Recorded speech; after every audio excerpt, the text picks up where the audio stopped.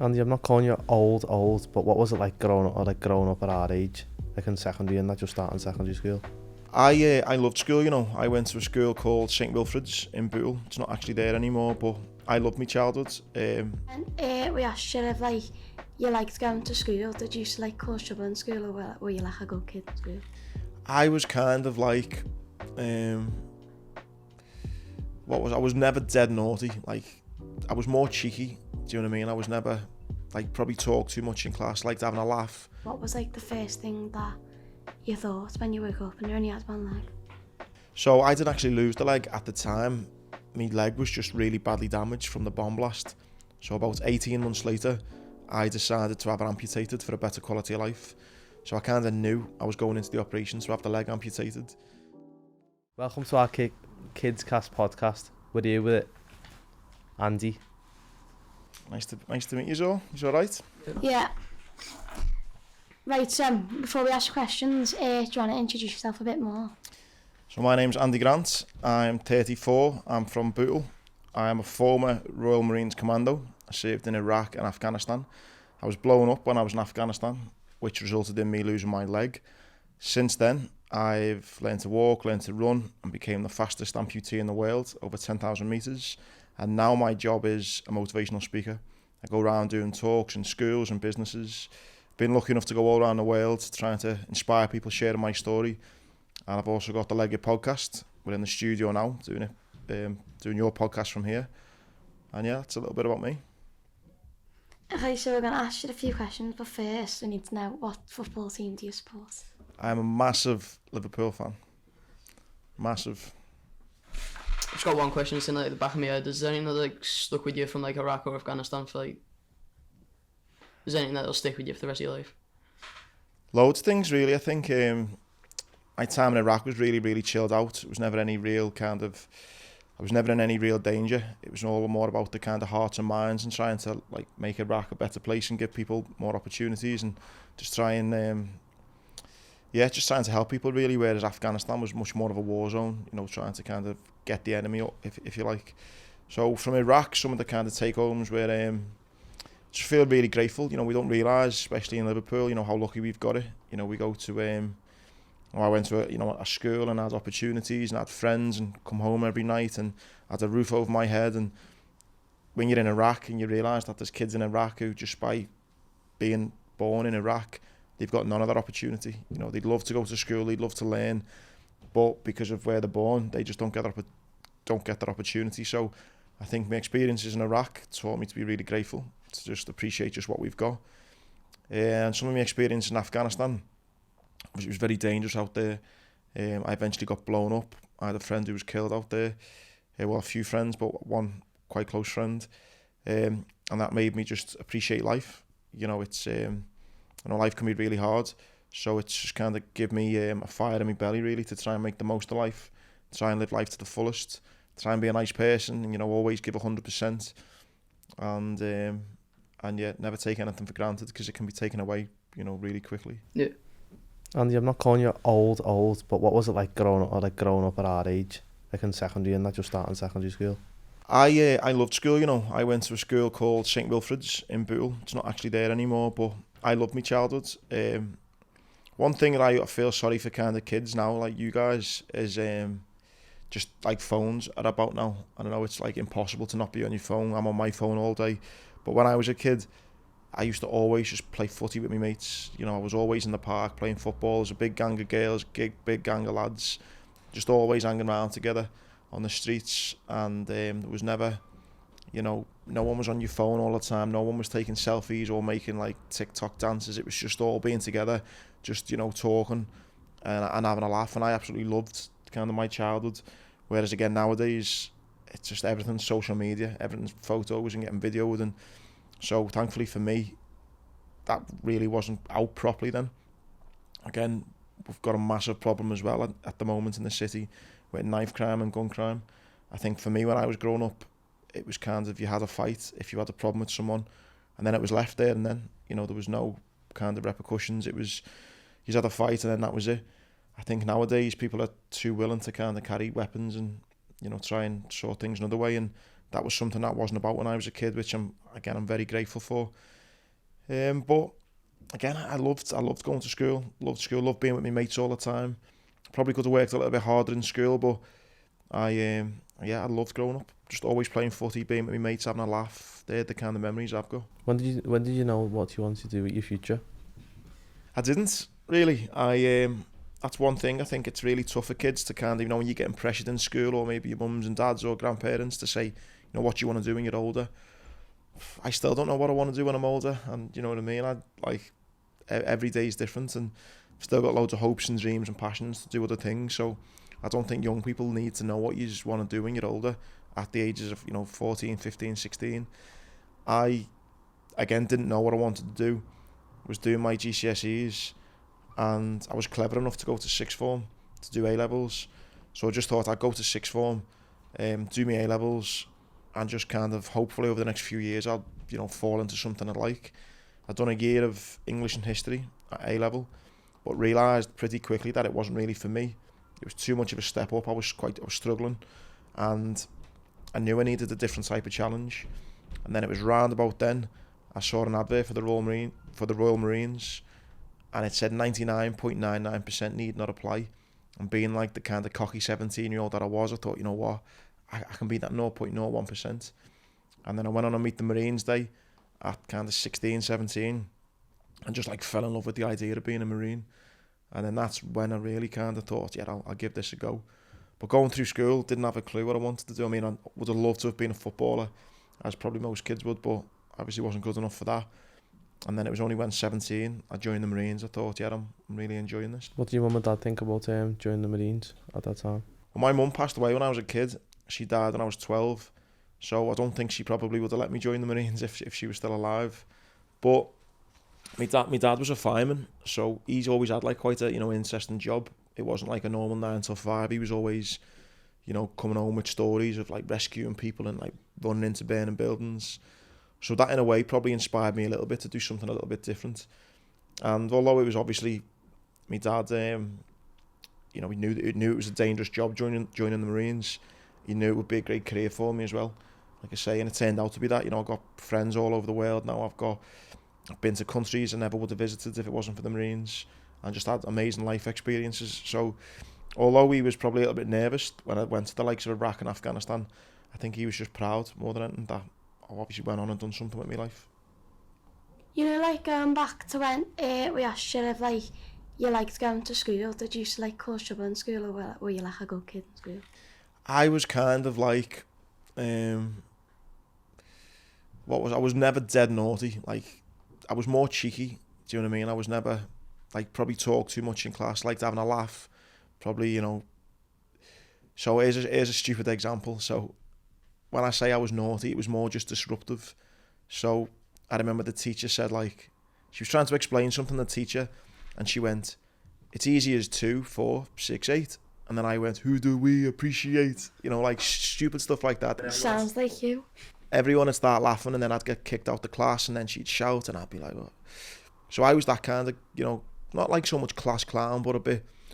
But the good thing that I had, though, I was quite clever as well, though, so I could apply myself when I needed to. So all throughout my kind of school, my school report always said the same. He's clever, but could do better if he stopped talking more and stuff. So I wasn't dead naughty. I think I was put on a report card a couple of times, but I was never got suspended, never really naughty. I was just more kind of quite popular with. You want to have a laugh type thing. Yeah, and just I loved school because I was with my mates all day. I was never one of these kids who wanted to sag school because I loved going to school. So why would I want to not go to my lessons when all my mates were there? So and yeah, it was just kind of friends with everyone.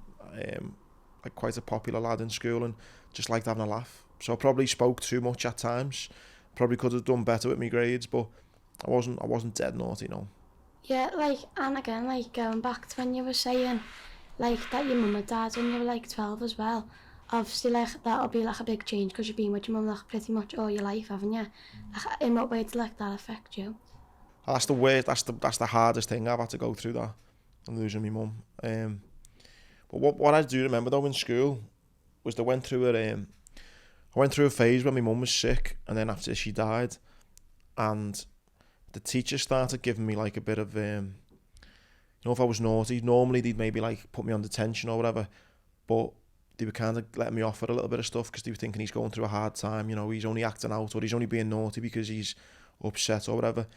And I remember thinking at first, this is all right, I'm getting away with all kinds, and kind of using it as, it's okay, I can be a bit naughty, I can talk a bit more, and the teachers aren't going to tell me off because they feel sorry for me. And then I quickly realised, I don't want anyone to feel sorry for me just because my mum's died. I don't want to get any special treatment.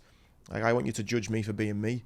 So I remember at first I kind of got away with too much, but then I quickly thought, you know what, I want to do well for me, and I don't want anyone to give me like let me off with stuff just because my mum's died.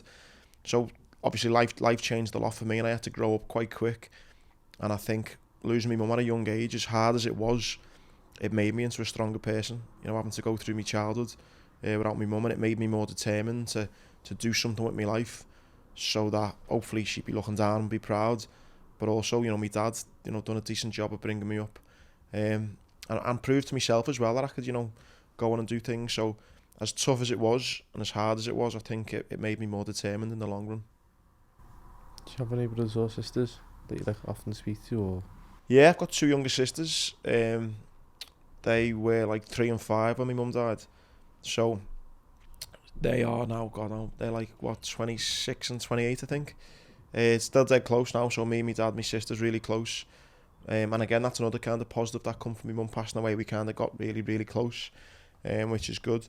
Yeah, I still speak to them. I live next door to one of them, so I can't get rid of them, really. And my other sister lives around the corner. Still dead close to all things together still. And I think, yeah, Dave definitely helped having a kind of close family like that. Going back to as well, when you lost your leg when you were in the Marines, would you if you could start your life over again, would you still go to the Marines and do it all over again? Good question. So if I joined the Marines when I was 17, if I could go back in time and someone said to me at 17, look Andy, you're going to join the Marines, but in 15 years time, you're going to be sitting in a studio in Liverpool with 3 kids and you're going to only have 1 leg. You sure you still want to do this? Knowing what I know now, with the people I've met, the friends I've got, the place I've been, the experiences I've had, I'd still say yeah and do it all again, because I love my life now. Yeah, I've got 1 leg, but it doesn't stop me from doing anything. If we went outside now and had a race, I guarantee I'd beat all 3 of yous. I've got a little girl now. I've had some amazing life experiences that I would never have had. And one of my favourite quotes, it says, you don't really know if something is a good or a bad thing until it's run its course. At the time when, I'm lying in a hospital bed, I've just woken up from a 2-week coma, you're thinking, how can any positive come from this? 1 minute I'm in the Marines, I'm like living my best life, doing a job all over all my friends. The next minute, my leg's hanging off, I've got tubes coming in me, I've got scars all over me, I'm in hospital. I'm thinking, where is the positive in this? Yeah, a few years later, I'm doing motivational talks to the England football team, doing it for Liverpool, I'm getting standing ovations going around the world, doing these talks, sharing my story. And I think, actually, that was a massive positive that happened to me. Getting blown up in Afghanistan was one of the best things that's ever happened to me. But at the time, it doesn't feel like that. So one thing that I've kind of learned, and why I wouldn't change anything, is when you are going through those tough times, they can mould you into being a much stronger person. And I don't think I'd be as strong as a person as I am now if it wasn't going through all those hardships in my life. That's why I wouldn't change anything. There are any decisions in the recent past or further back that you regret and you wish you did something different? Any decisions? Yeah, I think everyone in life has things that they've done that they wish they hadn't. So people maybe that you've hurt and they and you think, but in general, no big huge regrets, because I think things happen for a reason. Obviously, there's things that I wish I'd done differently and things that but I think everyone's got them. And if we all went back in our life, you'd maybe wish that you never said this or you never done this. But I think in the whole, no big regrets. One little, again, not regret, but I would have liked to have went to university. I joined the Marines at 17 and I kind of missed that kind of university life. Again, at the time, I didn't really apply myself well enough to get the grades to go to university. But I'm quite a people person, like I've mentioned in school. I liked having a laugh and stuff, and I think those years in university would have been good fun, and I would have met a lot of friends. Because listen, I'm a really proud Scouser. I love being from Liverpool. It's the first thing I tell anyone, I'm really proud to say I'm from Liverpool. However, the biggest thing I hate about Liverpool is people from Liverpool think that Liverpool is the centre of the universe, and it's not. As much as I love being from here and I love the city, there's a big world out there. Do you know what I mean? A big world, and there's so many adventures that you can go on. I would have loved to have, went to uni and then maybe went travelling, met more people, met different types of people from different cultures, and done that. So it's not a regret, because I've done all the travelling and that since, but maybe at a younger age I wish I would have left Liverpool and had that life experience of university. Yeah, when you lost your leg, like, obviously you would have woke up in the hospital and realised, like, obviously your life's going to change now because you've only got one leg. What was, like, the first thing that you thought when you woke up and you only had one leg? So I didn't actually lose the leg at the time. My leg was just really badly damaged from the bomb blast. So about 18 months later, I decided to have it amputated for a better quality of life. So I kind of knew I was going into the operation to have the leg amputated. And the first feeling I had when I woke up from the operation was I just felt like the weight of the world had been lifted from my shoulders, because there was 18 months of kind of thinking, should I keep the leg? Should I amputate it? Should I keep it? Should I amputate it? I didn't really know what to do for the best. In the end, I've chose to have it amputated. And obviously once it was done, it was done. There was no kind of going back. So when I woke up from that operation and I knew it was over and I could now start getting on with my life, I just felt all this relief that, I had now made a decision and it was now time to get on with my life. So it was just, relief. I just felt like the weight of the world had been lifted from my shoulders and I could now start getting on with my life. And it was excitement as well. It sounds a bit mad that you go into an operation and get your leg chopped off and you feel excited about it. But I actually did, because I couldn't run, I couldn't play football, I couldn't climb mountains. I was very upset, very, depressed, thinking that my life was going nowhere. And then I had the leg amputated, and then I thought, right, okay, great, it's done now. I can learn to start to walk again, I can learn to run. So I just felt excitement about all the new challenges I'd be able to take part in. Yeah, and you said you could probably, because you've got the world record for the fastest amputee. Yeah. How did that come across that you decided you want to try and get to the point where you get the record type of thing? So I was feeling really down and depressed after I left the Marines, and I knew I needed to kind of find my purpose, because I think a lot of times in life, especially with young people, you can feel upset and depressed, and maybe that things aren't going your way when you haven't got a purpose. And after I left the Marines, I never really had a purpose. I was kind of just floating around, didn't really know what I wanted to do with myself, and wasn't really applying myself to anything positive. And the big thing I done was I got a dog, and that dog gave me some responsibility, it gave me some purpose. So that dog needed walking morning and night. So the walks then turned into runs, the runs turned into longer runs, and before I knew it, getting this dog got me physically fit, but also mentally, in a lot more of a kind of healthier place. As I was running and getting myself fit, Prince Harry come up with an idea called the Invictus Games, which was like a mini Paralympics just for injured soldiers. So I went and took part in that and won a couple of gold medals. So then the next step from that was to go on to the Paralympics. But sadly for me, the longest distance in the Paralympics was just 400 metres. And I like to run a little bit further than that. So I've done a bit of Googling and found out that the fastest amputee in the world, over 10,000 metres, was a guy from Canada. And he'd lost his leg in a car accident. I thought, you know what, I'm going to have a go at beating his record. So I just started training, getting faster and faster and faster, until eventually I kind of hit about 40 minutes and I just wasn't getting any faster. So I went and joined the running club down in South Liverpool in Wavertree with a guy called Tony Clark, a running coach from Liverpool. And I told him about my ambition and my dream to kind of break this world record. Started training with them. And then after about 4 or 5 months, we set a date in July 2016. And I ended up breaking this world record by 36 seconds. And to do that, sounds really weird. It didn't make me happy, the fact that I was the fastest one-legged man in the world. What made me more proud and what gave me the best feeling ever was, it wasn't about a disability. It was the fact that I could run a fast time. Like, you go and ask any runners in Liverpool if they can run 10k in 37 minutes, and I guarantee 90% of people won't be able to. So it wasn't about, I'm now Andy, the fastest one-legged man in the world. It was like, I'm Andy, I'm back to being that Marine again. You know, I'm back to being that young, cocky, you know, ambitious 17-year-old. Like, I've found me again. So it wasn't the fact that I'm like disabled and I'm now fast. It was like I've been reborn. Do you know what I mean? So I felt really proud of myself to know that I'd recovered from this really bad situation and I was back being me again. And that all come really from finding a purpose and kind of really, setting my sights to it and really giving it everything. Did you ever speak to the Canadian man after it? I tweeted them saying, not even like before I broke the record, I reached out to him and just said like, I think you're a fantastic, inspiration. Your times are incredible. But he didn't ever tweet me back. So I don't know whether he even knows. He was fuming after you beat him. Fuming, I know, probably is now. So I don't even know whether he even knows, but I mean, he's still a fantastic runner. He's got an amazing half marathon time, an amazing full marathon time. So yeah, can't take anything away from him. He was a massive inspiration to me, and I want to be an inspiration to others for the running. Do you know what I mean? I want people to look at my record and think I want to beat that. I want my record to be broken because it's there for people to try and better themselves. One of my favourite quotes was Muhammad Ali. There's a photo of him there. He's one of the greatest boxers of all time. He once said, if he wasn't a boxer, he would have been the greatest bricklayer in the world. And it's not about doing something that's going to make you a millionaire or make you really famous. That's not what life's about. Life's about being the best version of you can be.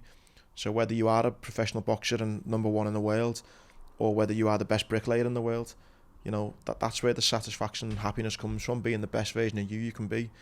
So the fact that I was able to break that record and, hopefully it can now be a target then for other people to think, I want to try and be the best I can be, and they might go on and beat me. So without doubt, it was one of the proudest things I've done, yeah.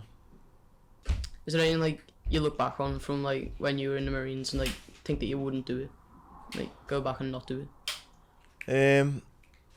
Again, even getting blown up, you'd probably think I'd say don't get blown up, but it's like brought something to like accomplish everything afterwards. Yeah, exactly. Yeah, I wouldn't change anything. So, like I said before, I know there's kind of some regrets and maybe things that you wish you hadn't done, or maybe you'd embarrassed yourself, or I don't know, hurt people around you. On the whole, I think things happen for a reason, and life is 10% the situation you find yourself in, 90% what you do about it. And I think you only see you only kind of see where you're looking. It sounds a bit obvious, but if you're constantly looking back, you're going to go backwards. So if you can kind of keep looking forward, keep facing forward, that's kind of where you're going to go. You're going to go forward. So rather than think about things I'd regret or things I'd do differently, I try and just focus on the here and the now and setting kind of bigger goals for the future. So yeah, probably wouldn't change much, to be honest. There's loads of young kids, boys and girls out there who want to join the army or something. Any advice you'd give them? For me, I mean, joining the military, I absolutely loved it.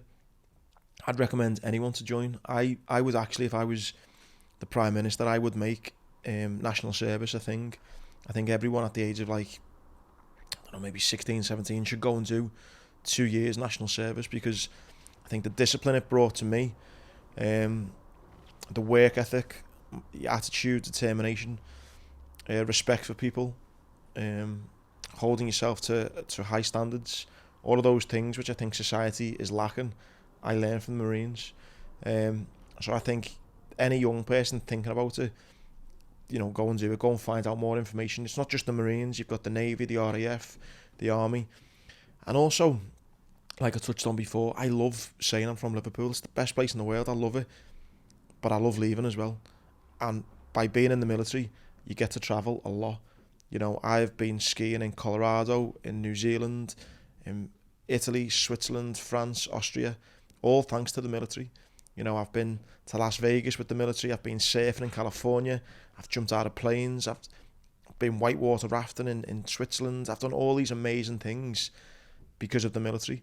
Now, if I was a kid in Bootle, I would never have learned how to ski. How many kids do you know who go skiing? I didn't know anyone when I was in school who went skiing. Yet in the military, I was going skiing all the time. I was going to Norway, learning to ski. So there's so many opportunities in the military. I think people sometimes think the military, you go to war and it's not like that at all. There's some amazing trades you can get. And more than anything, the friendships. Again, I'm a real people person. I love being around people. I love having a laugh. Love playing sport. And in the military, that's all it is. You're with your mates all the time. So for anyone who is thinking about it, and wants to change, definitely go and look at it, because there's some amazing opportunities out there. We got told that, didn't you write your own book as well? Mm-hmm. What is like, Right there it is. Yeah. that like, did that like change like the way like you felt about things a lot? Like, because obviously like people reading the book, it's going to inspire people as well, isn't it? Yeah, you know what? The book is probably the proudest thing I've ever done in my life, because I think when you sit and do a podcast, or you talk to people in conversation, you know, they only get a snapshot of your life. But with that book, I sat down with my best mate and we kind of went for a beer and we put a little dictaphone in front of us, and he asked me questions and I just answered it as honestly as I could. And then he went away and he wrote it up into a chapter and he sent the chapter back to me, and then we changed things. Then we basically done that for about 18 months until eventually the book was done. And it's the most honest I could have been in the book. You know, I've literally told everything. And I think when people read the book, they get a better sense of just exactly what I've been through. So I wanted it to be a book that would hopefully inspire and motivate. And thankfully it's done that. I've had, you know, hundreds of messages that people have really enjoyed it. And I think it's down to just being completely honest. Because, you know, my job now is I'm a motivational speaker. That's my kind of day job. But that doesn't mean I'm motivated 24/7. You know, there's days when I can't be bothered getting out of bed. There's days when I feel, you know, sad. There's days when I can't be bothered doing anything. And that's completely normal. The idea is to show people that, look, life can be tough. Life can be challenging. But actually, it's all about what's in here. It's all about your mindset, your attitude, your determination, and how you react to things. And hopefully when people read the book, they'll see that I'm not this, you know, not this perfect human being who's this Royal Marine Commando who's like really fit and can do all these things. I'm just a normal lad from Bootle who's had some, you know, some challenges along the way, but thankfully I'm able to kind of, you know, do okay along the way as well. And if people can read the book and relate to it in that way, then that's the best thing for me. And that's why it's been probably the proudest thing I've done.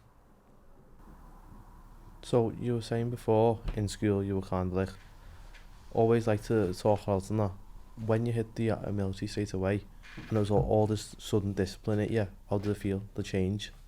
It was good, you know, because I was kind of getting to that age, 17, where what I think the Marines is like as well is, and it's probably where it's a little bit different to school.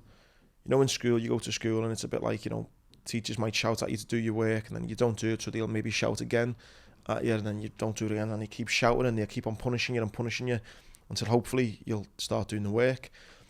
You get to a point in life, and I did when I joined the Marines, where they'll ask you to do something, and if you don't do it, they'll say, sound okay, you can leave then.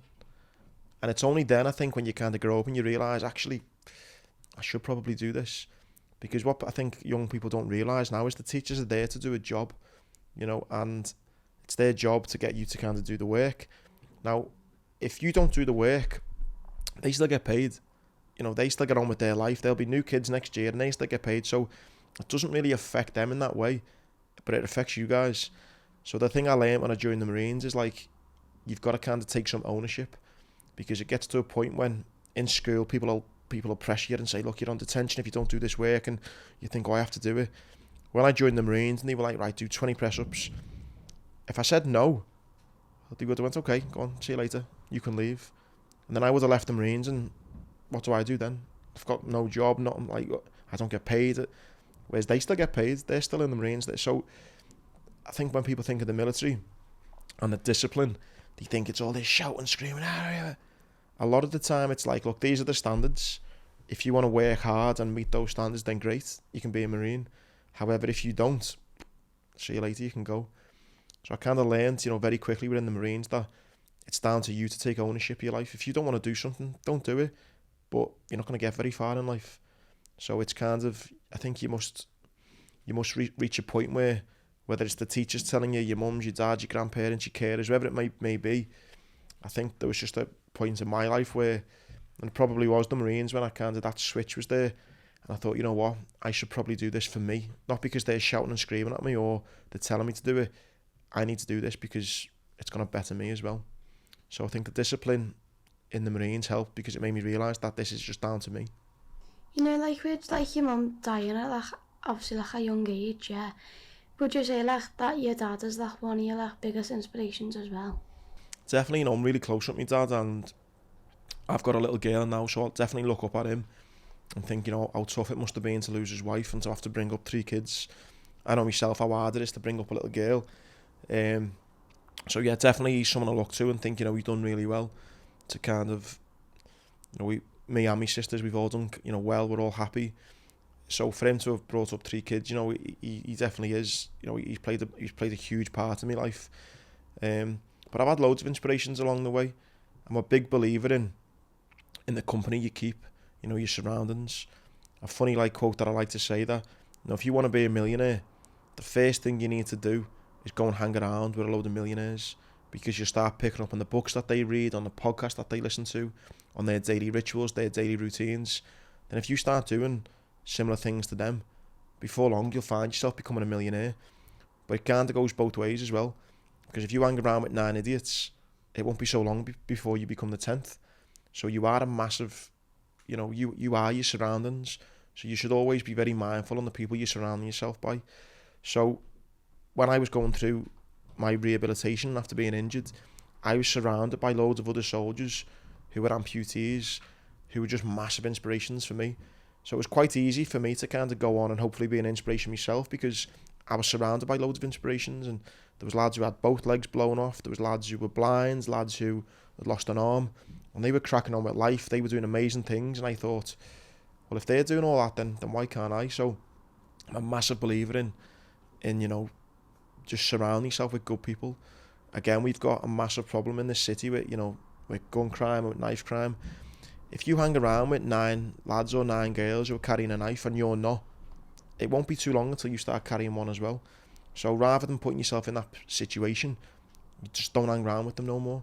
And I know that might seem tough to kind of just give up your friends, if you like, but I've seen it so many times in life. You are a product of your surroundings, so you got to be very mindful on who you surround yourself with, because again, you'll there's that old saying, you know, if you hang around, if you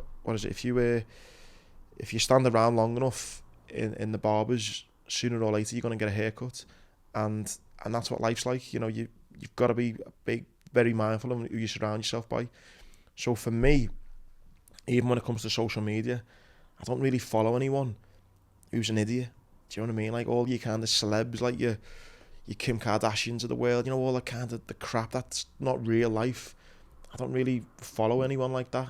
I've got friends who are injured, who have maybe amputees, and I like climbing Mount Everest. I've got a friend who's blind and's climbed the highest mountain in North America. I've got a guy who's lost both his legs and has rowed across the Atlantic Ocean. I've got a mate who's lost both his legs and he's swam across the Channel. So they're people I look to and get inspired by. So it's not just my dad who inspired me along the way, it's all the other people as well. Going back to like your inspiration to your dad, obviously, because in school you must have just like cracked on after your mum passed. Did you get any grief like from any kids in school? Or? No, I don't think I did. I think I had like quite a decent group of mates. Like supportive. Yeah. So a few of my friends came to my mum's funeral and stuff. I'm still friends with them now. So yeah, obviously it was really tough, you know, really sad. Like I say, one of the hardest thing I've ever been through, and it still affects me now. But going through school, I think, because I did have, you know, mates, and I did love being around my friends so much, definitely that helped take my mind off it. I'm just playing football and going out with all the boys and all the girls. Yeah, that definitely helped me going through school, yeah. So you said after you came back, you started working on a book. You started doing a podcast. You told us what your podcast called again. It's called a Legged Podcast. So what you do on it? So it started out, I was getting asked to go on other people's podcast, which I did a few times, and then I thought, you know what, I actually know some quite cool people myself, so I'll just maybe start my own. So the idea was just to talk to interesting people and try and, again, because I mentioned before, maybe in school I didn't maybe give it me 100%. How I've tried to use the podcast now is to try and use it a bit like school. You know, the great thing is about a podcast, if I'd said to someone who I want to speak to, can we just go for a coffee and I'll talk to you for half an hour, they might look at me like, I don't even know you, you know, you're weird, or why do you want to come and speak to me? Whereas if you say I'm doing a podcast and I want to speak to you, then they'd be a little bit more up for it. So I thought I'm going to use a podcast and just talk to interesting people that I want to learn from. So people who I was genuinely interested in, I asked them to come on the podcast. We've had everyone from Jamie Carragher, because he's my hero, like I love him playing football. John Bishop, the comedian. We've had a criminologist on. We've had a cosmologist on talking about space. We've had like business owners, entrepreneurs, guys who have, again, rowed across the Atlantic Ocean. We've had a D-Day war veteran coming on, 97 years of age. We've had just amazing, inspiring people that I could learn from. So the idea was just to start the podcast and get cool people on who I could learn a little bit from. And then it's developed now into a sports show as well. So on a Monday we get interesting people on. On a Friday we do a sports show, and now on a Wednesday we have a bit more of a laugh on it, where we ask questions like, what's your favourite Tesco meal deal? Or what's your favourite, I don't know, like, do you eat like a pack of crisp or your chocolate bar? I got a bit of stick the other day because I'd never had a pot noodle. Oh. No one could believe me that I'd never had a pot noodle. So the show on a Wednesday is a bit more of a laugh, where we're talking about just, stupid things like, do you call it a house coat or a dressing gown? What do you all call it? House coat. Say I'm dressing gown. So we have laughs like that, just talking about things. So the podcast, like a podcast, Monday, Wednesday, Friday, and it's good. Like I say, I use it as a bit of an educational tool to speak to cool people, talk about sport. I'm a massive sporting fan, and then have a laugh on the Wednesday, and it's just grew and continues to do so. It's good. Have you not had a pot noodle? I'm just not into them. I think they're a bit messy. Do you not think? Nah. Just the best when you like got nothing else to do and like you just need to go and do something really quick. Just throw a kettle on and just pour a bit of water in. Bean pot noodles. So Yeah. I'd rather just have like a piece of toast or something, like peanut butter on toast or something. Nah, it's just pot noodles, a pot noodle, innit? So I said this on my podcast and no one could believe me. Everyone thought I was a weirdo. So yeah, no, never had a pot noodle. What else was the other one that got everyone talking? Someone asked us this week, which was quite funny. They said, people who are born blind, when they dream, when they're asleep, do they have any visions? what do they see? I've seen that on a different podcast as well. What do you reckon? Well, I reckon it's Dunno. not in... Say if you're dreaming, you're not seeing it, are you? Nah, they will dream something. Because Just their own imagination and what they Because picture also- anything to be. They've never seen anything though. So for example, you might dream that you're getting chased by a lion because you know what a lion looks like. Someone who's blind can't imagine that because they don't know what a Yeah, lion they looks make No, up but their they- own things there, won't they? Saying that they can't even like imagine colours or like shapes or anything, Exactly. can they make Because they've never pictures seen of, it. like, obviously they've been told all the whole life what, like, someone's had to describe what someone else looks like them, and they've had to build a figure on it.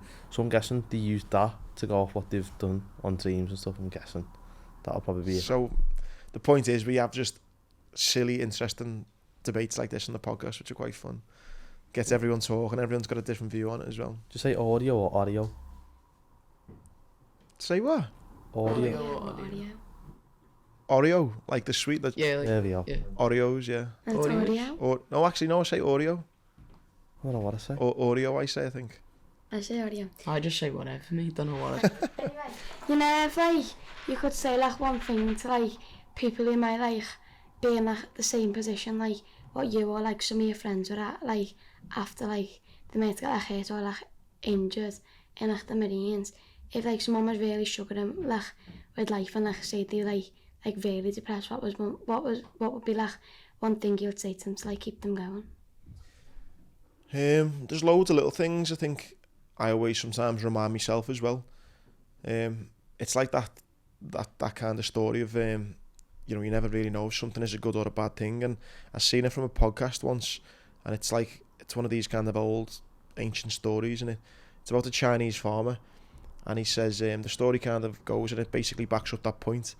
So it's one like a metaphor kind of, and it says like one day a Chinese farmer's there and he's got 5 horses, and someone leaves the gate open and all the horses run away, and his neighbour comes over and he says, "Oh God, I'm so sorry, you've lost all your horses." And he says, it's kind of one of them, it is what it is.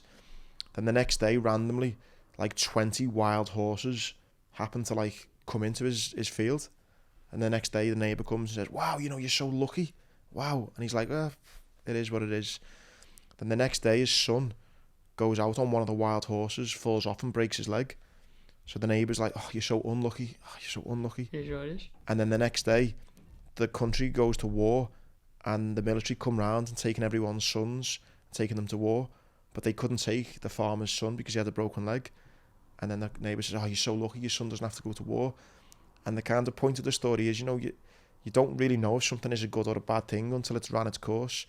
So anyone who is going through, a tough time, just kind of remember that, the tough time you're going through now might end up being for the best, because it makes you into a stronger person, and it might put you on a different path that might be you wouldn't have been on if you hadn't went through that tough time. So one thing I'd definitely say is nothing in life, what I've learned, is ever as good as it seems, and nothing's ever as bad as it seems. Do you know what I mean? So when you are going through a tough time, kind of have a little bit of hope that things can and will get better. I'd say what I've mentioned before, surroundings, everything. Surround yourself by good people, positive people, people who are going to inspire you. And I think in life that life is about a mindset. Life is about an attitude. It doesn't matter how much money you've got, how cool you think you are, what car you drive. Life's about an attitude. You're judged on your attitude, on how hard you work, if you're a nice person. They're the most important things in life. So when you are going through that tough time, try and focus on those little things, and it won't be long before you're through that tough time and back onto better times. So how many people have you had on the podcast so far? Who have you interviewed? I've done you, and then I done Tori last time. What guest you guys want to have on? Who would you love to interview? Paddy the Baddy would be a funny person to interview. Paddy? Yeah. Same as you, Paddy, as well? Footy player though, a footy player. You'd want a footy player? Yeah, that'll be a good shout. I think he's just done well on it anyway. Hope I haven't bored you with my questions, my answers. Hope you've enjoyed it. Thanks for coming, and Thanks for coming on KidsKast. Big pleasure to have you. Yeah, been a pleasure. Nice one, glad you enjoyed it. Cheers.